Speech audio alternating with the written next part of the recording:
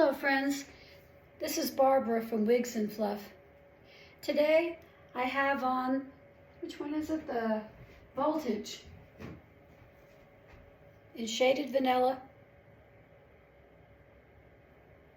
by Raquel Welch.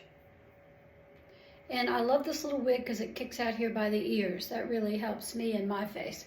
And today I have a little hairband on, and I wanted to talk to you about wearing hairbands.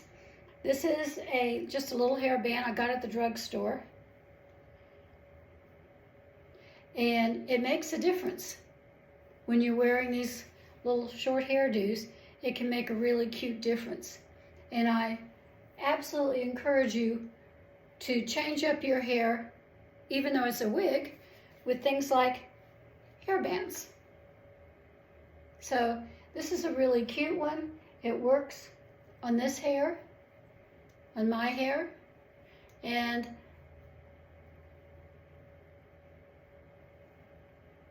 it's just another way to wear your hair as if this was your natural hair. I really love this wig, the Voltage.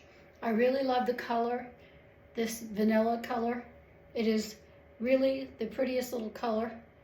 And I love wearing it with a hairband. I think it's really cute. So I hope you'll do that. I hope you will find hairbands that are moldable like this. This one is really good, and it's useful. I have another one,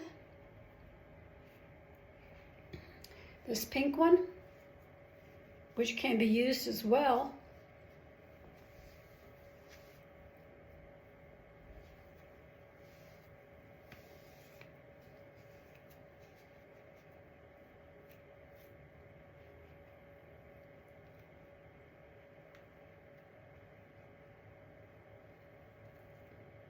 Let me get this out from underneath here.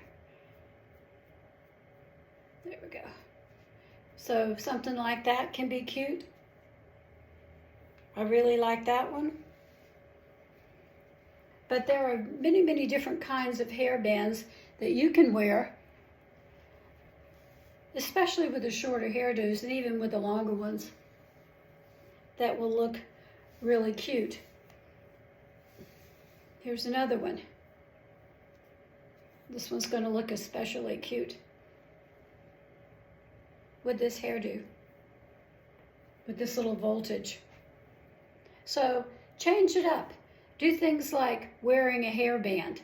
And there's a pink one that I've had. There's this one. There's all kinds of different things, different ways that you can wear hairbands and have it work for you with these wigs. So you're not just wearing a wig. You can change it up and make yes, this makes you look younger when you change it up, doesn't it? Makes you look younger and cuter. So that's the whole idea about looking younger, is looking cuter. So when you look cuter, you look younger. So anyways, today I have a story for you about the drought. About a drought. This is a picture of a desert, and this is what happened to Israel.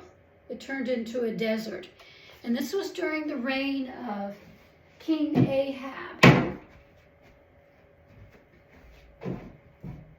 Now, King Ahab was one of the most wicked kings in the land of Israel that Israel's ever had. And his wife was named Jezebel. You might recognize that name, Jezebel. Today, Jezebel has a connotation of being of wickedness, just pure wickedness.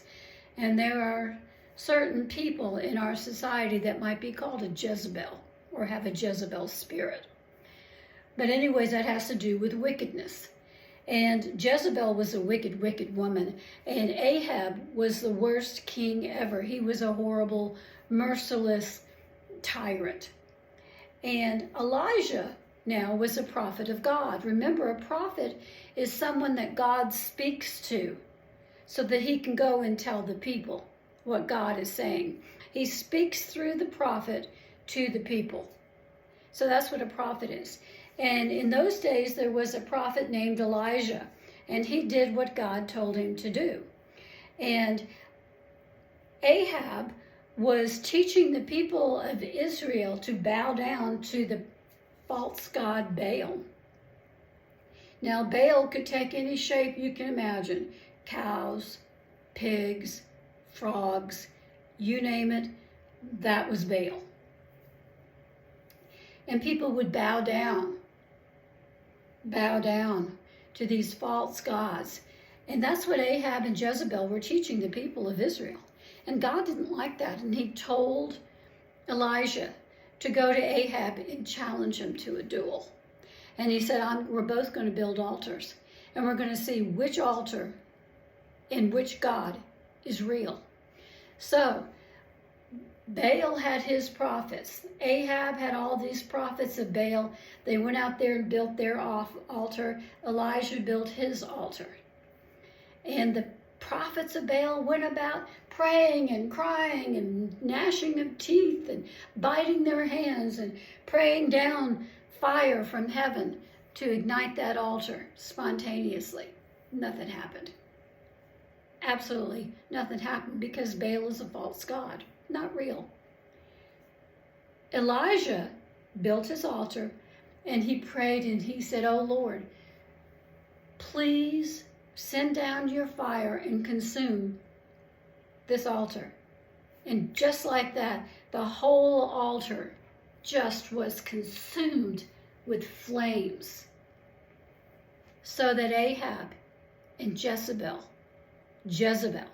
would know who the one true God really was. So, as it happened, Ahab and Jezebel called Elijah in. And Elijah said, "God's told me something else. He has told me that since you have led the people of Israel into false gods, I'm going to send a desert.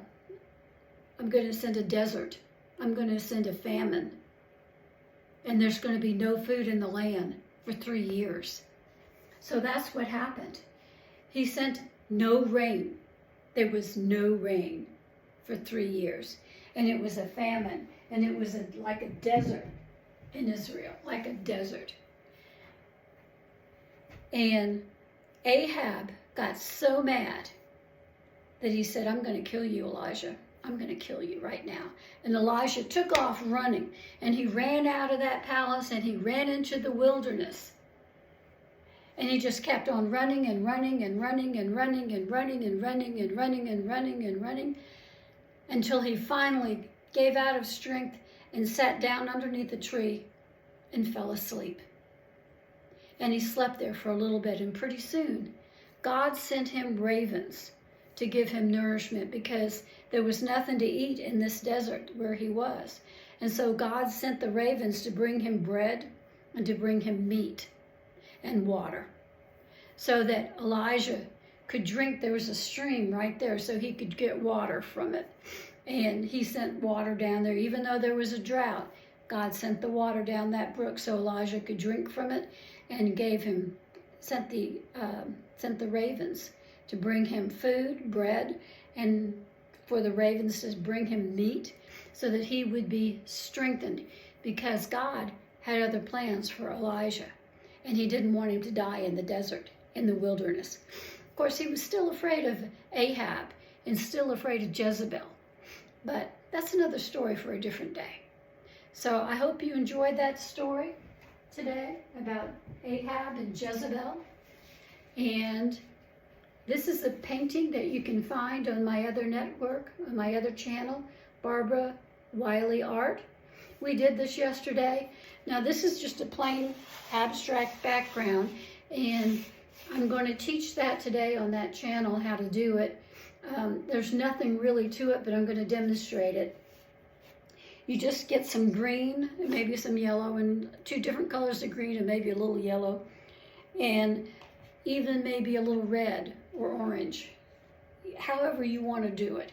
And you start with crisscross strokes, just crisscross, and then go to swirls after that, till you've covered in plenty of paint, and you'll need 2 coats to cover this whole canvas.